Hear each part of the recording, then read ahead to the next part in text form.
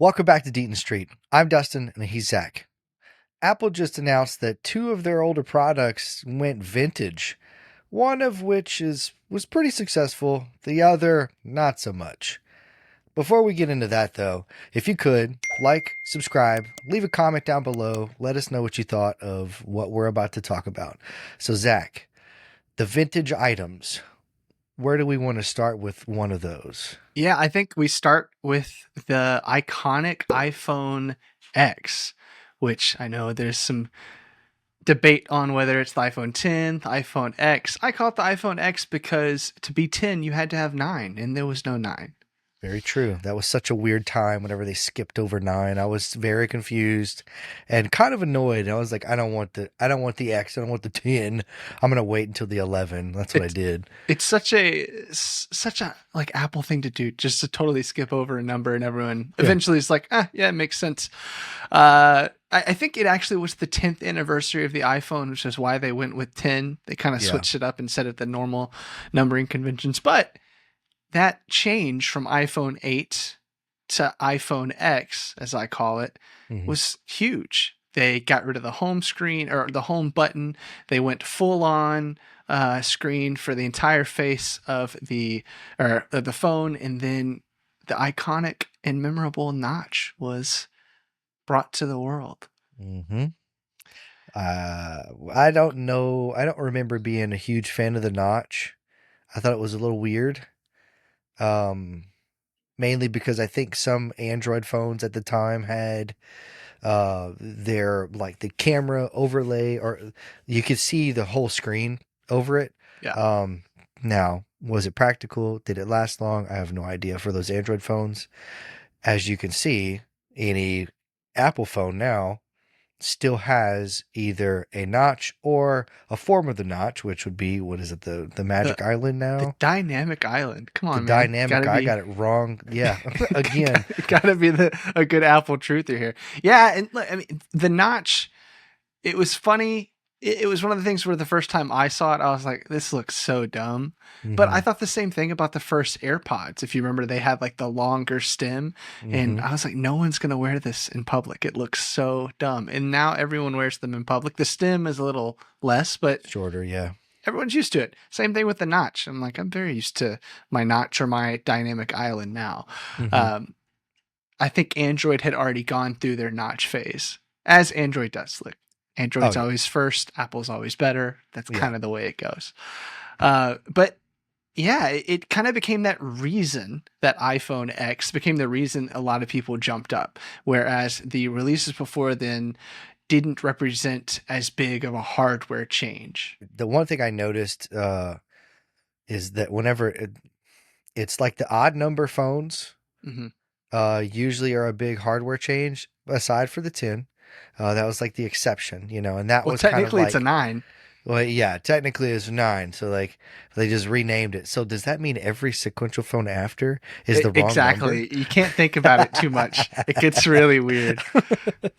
No, but I mean, it was like such an iconic thing, like to remove the home button, to remove or like add the notch and everything.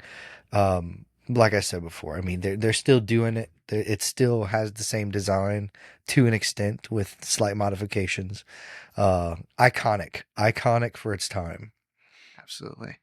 So that brings us to the other piece of Apple hardware that is now retro. It's retro. It's vintage. Sorry, vintage. I don't know.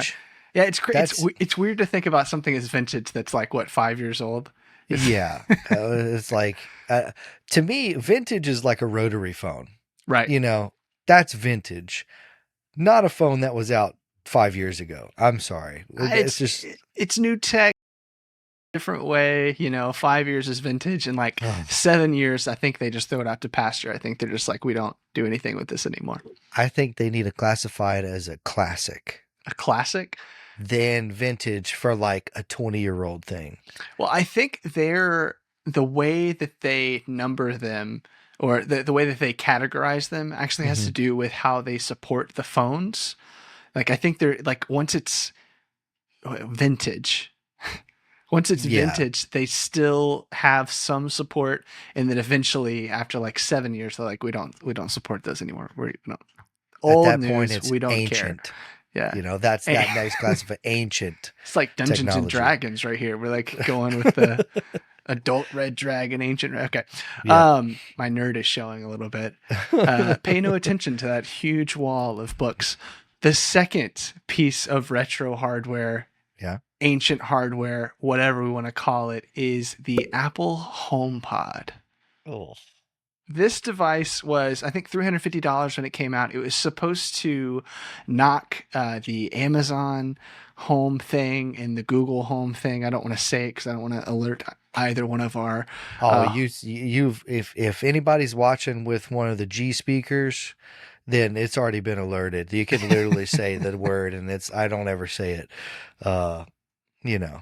It was supposed to knock those out, right? It was supposed to be the Apple version of this. And as we know, when Apple enters a market, usually they sweep everyone off their feet, and then, we bow to them forevermore. Oh yeah. Unfortunately, in this case, it just didn't happen.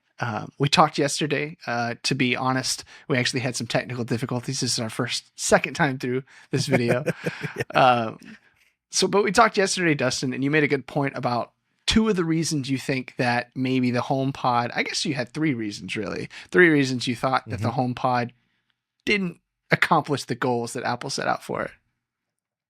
Reason number one for me was the price compared to the opposing speakers. It was much more expensive than the $100, Nest speakers or whatever at the time, the Google Home stuff. When actually I got a few of my speakers for free from YouTube. Like they sent me stuff. We're like, here, claim one of these for free. And it actually worked. And I was very surprised and happy. I remember you texted me about that. That was so weird. I think I got YouTube Premium that day. I haven't looked back. Yeah, it was awesome. So, I mean, I haven't gotten a HomePod for free, and they're great speakers. Reason number two, Siri sucks.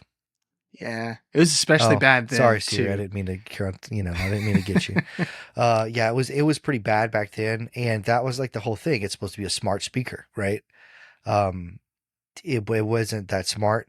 It only worked with a lot of Apple apps, which leads me to reason number three, that I didn't want one, and I know a lot of people didn't want one, is it only worked with Apple apps.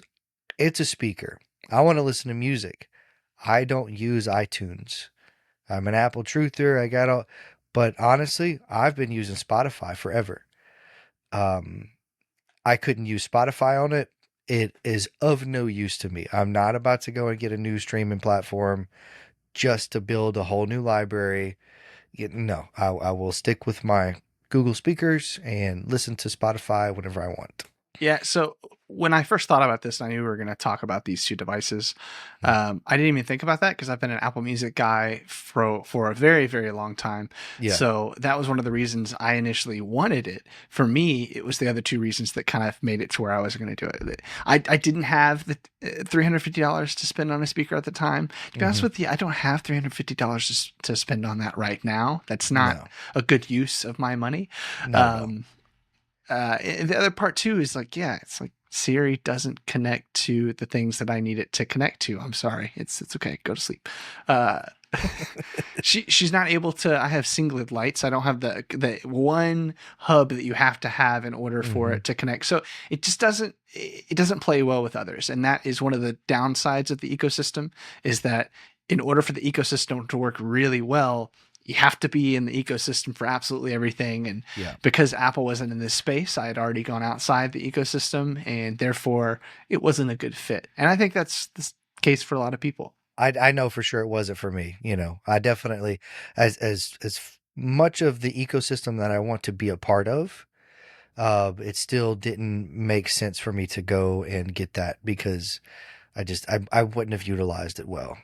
The HomePod, and they do have a HomePod like Mini or Lite or something like that, and I think that those have been doing better numbers, but not necessarily competing well with like Amazon and Google in this space. This reminds me of another device that Apple kind of jumped into a new space that was a little overpriced, had good specs, maybe did a little better with specs, but folks just aren't jumping on. It doesn't seem to be doing as well as Apple wants it to be. I can't remember what this device is called. But you let us know what you think about those old vintage products and maybe that other new one we might have just forgot about down in the comments. So we'll see you in the next one. Peace. See ya.